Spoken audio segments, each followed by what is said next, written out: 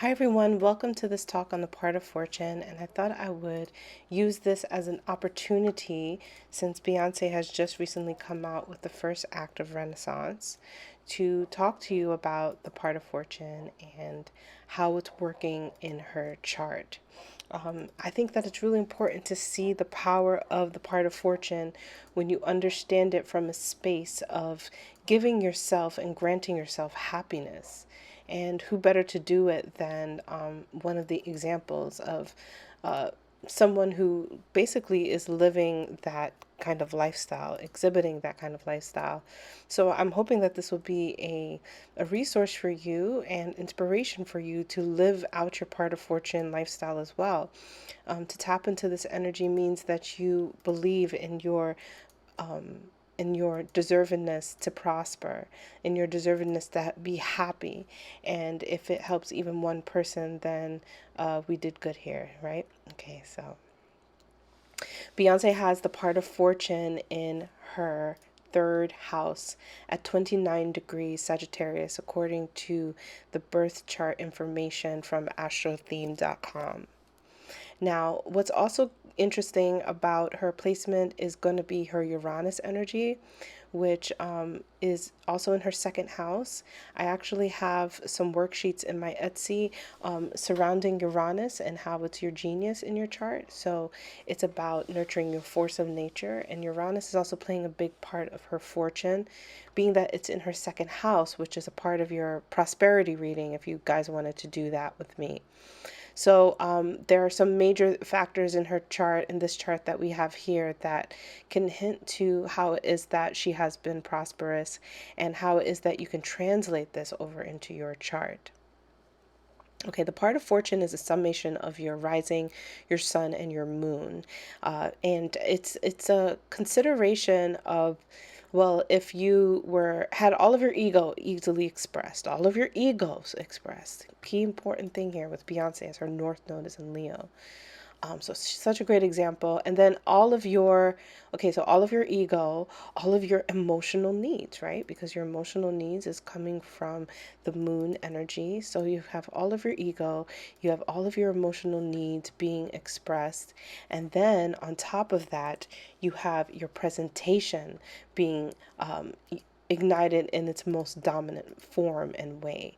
So if you can put all of those things together, you could create a space in your chart where if you allow for happiness to come in, then it truly will. The other idea here about prosperity and part of fortune is the ability to understand that it's about being able to harness the energy of other people feeding off of you. Okay, and this can happen in many ways, and most of us experience this. We call them haters. So let's take a deep and intuitive look at the chart that is deemed to be Beyonce's birth chart according to Astro Theme. Okay, looking at part of fortune in her third house. The third house is the house of commerce. It's a house of marketing and environment. And through here, she's in high demand in her part of fortune. The part of fortune is considered also a lot of fortune.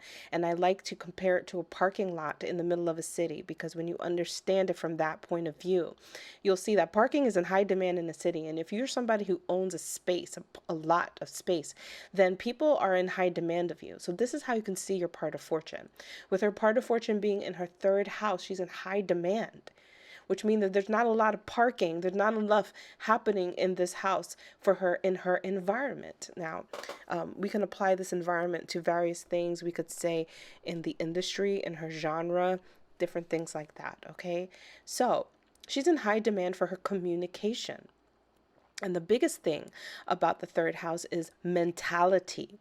The third house and the ninth house are connected to our mentality. The third house being the lower mind, the ninth house being the higher mind.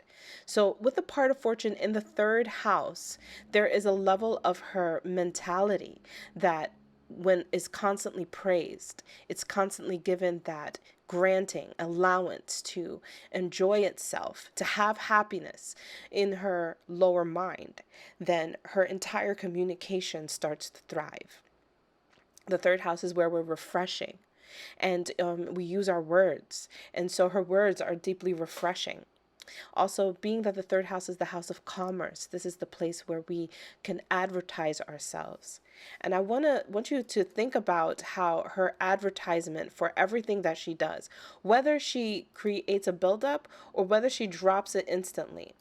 Advertising is one of the main things that has brought her world success and fortune. And I think that if this is really her chart, then we can kind of see it with a keen eye in the various ways that she has.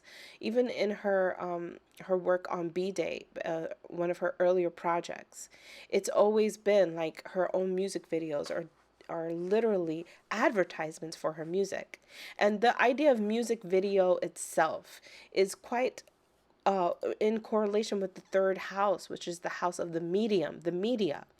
And her third house is connected to like television, right? And remember, like in television, we've got commercials. So they work very well. Her music videos are almost like television. And then she has her own commercials. She literally takes up as much of her fortune in the third house, whether conscious of it or not. And we can really deeply see that. Now she's also got the part of fortune in Sagittarius in the third house. So this creates this merge of kind of the principles of the ninth house, because her chart is flipped according to this. She's a Libra rising, so she's got everything in its opposite placement, which makes Sagittarius also in the third house. A Sagittarius is a higher mind in the third house of the lower mind, which gives this ability to express oneself from this, lower mindset. And lower mindset is just really being authentically yourself, being so authentic. You're not having a mask or an idea or pretending to be anything.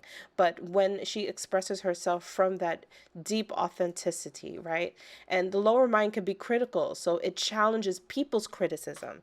And this is why people will want to criticize. Criticism you could find a third in the sixth house, so people will want to criticize the things that she says, does in her media.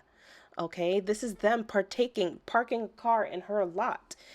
Some people are parking a car in her lot and they're mimicking her words. They're mimicking her swag. The third house is swag, attitude, intonation of how we speak, the teeth, the chatter, and how we speak. And all of that, you see, the more that she embraces that, the better that her energy becomes. Because the part of fortune is where we want to energize this area. And you'll see that in the full part of fortune video that I will have for you guys tomorrow, that we talk about energizing your part of fortune area so that you too can experience the flourishing of this energy. It's very connected to Taurus principles of finances and growth. And when you're able to understand that, you can see how you can flourish yourself by growing yourself spiritually, materialistically, and physically in the area of where your part of fortune is. So spiritually, it seems that she grows her communication by owning her natural, authentic speech, her twang, her voice, the way that she speaks, the highlights and the intonation of her voice. It's all related. The accents, all of those things are a big part of the third house. Also, she is materialistically fortunate in this place by granting allowance and being a media person, a media personality through her voice and chatter, which is, again, any sort of communication platform where people can watch you through some sort of medium, whether it be music videos, whether it be listening to streaming, CDs, vinyls. All of those things are considered mediums. It's from the artist, whatever is that middle ground from the artist to the listener, which we find in the third house. So she physically dominates materialistically. And in the industry of world success, she dominates the third house through her commercial look, her commercial style, her ability to bring products into the trading of her industry that are deeply fortunate in the industry. So how do we gain and get such acquirement of beings of such fortune where is that the part of fortune will be in your chart. And I think that it's deeply connected to a regular practice of of shining and bringing praise and love and care into this area of the chart, which means that she has to be in this constant place of not over criticizing herself and not allowing the lower mind to deplete her into submitting to its negativity and criticism, but expressing the lower mind in the sense of expressing its competitiveness against other things, expressing its dominance in its arena. And the reason that it's a lower mind, what is lower mind? Like, is it a bad mind? No, it's just the body. It's the body of work expressing itself. Very different than like spirit mind, which is always trying to reach for its highest angelic self. And while that's deeply important, there's something that's happening in her third house where it's about dealing with the nitty gritty of mentalities. Okay, so in the lower mind, what does the lower mind battle with? The battles with depression. So through this work, through her media work, she's constantly showing either her battle of depression or people eat off of the abundance of her mind so that they can battle their own depression, which is deeply felt, from the people who love her. And also the lower mind can be where we are envious of other people, right? So you see her express her lower mind, in which if people are envious of her, how she gets that energy and harnesses that energy for herself. And this is deeply useful for people who also may be experiencing their own envy or experiencing envy. If you're wondering what is it about this energy, it's the walking advertisement. It's giving walking advertisement of high value. Now, we can all embody our fortune, and this is the power of looking at people who have experienced it and manifested in their lives so that we can see that we can do the very same thing. So I hope that this will be a gateway for you guys to start looking at your part of fortune. Check out the video that I have for tomorrow. And I also want to get you guys ready for this Uranus North Node Mars conjunction. You'll see that it's happening very close to Beyonce's chart in her 7th house of deep commitment and devotion. So this will be a major incredible thing that is happening with her marriage. And I think that we will see it also manifest incredible fortune. The word fortune in the financial terms come from this Taurus Scorpio axis, where you see her moon and Chiron are deeply connected. So this upcoming Mars Uranus North Node conjunction is going to be pretty big. And if you guys want a reading on that part for your chart, then let me know. Hit me up. I can send you one. Now, the last thing I also want to introduce to you guys, because I'll be bringing it to this channel, is Uranus in your chart. Now, I have a video about this conjunction, Uranus and North Node, and how it's your alien garden, your alien plant in your garden, okay? Now, I want you to see how you're having an alien plant in your garden where that North Node conjunction is happening right now. So check out that video. But we're also going to be going deep into Uranus in your chart, in the natal chart. And I wanted to show this to you guys through Beyonce's chart, since I have you here, how Uranus works well in her chart in showing us that this is the place where we are unusual, where we're strikingly different and strikingly original. And it's also a big part of what I would say is her prosperity and fortune reading, is the fact that Uranus is playing a major role here. Uranus in the chart is where there's thunderstorms, there's cracking through earth, there's creating a new grounds for things. And with Uranus in her and Scorpio, this is about creating new grounds in regards to her income and her money. So I think that we're going to see her actually show that she is deeply what I call a freak of nature or a genius. And we all have this capacity to access this part of ourselves. So let me introduce you a little bit to the Uranus idea before the video comes out. Uranus in her chart is where she is a freak of nature, and it's related to her 2nd house of income, deeply related to helping large groups create income. And because she has Uranus in Scorpio, this is deeply connected to helping those who invest in her and who she invests, in helping them get deep income. So this is a big deal that's happening in her chart. And Uranus specifically in Scorpio for her is making her strikingly physically, sexually captivating and seductive. Naturally, we see that that's happening there.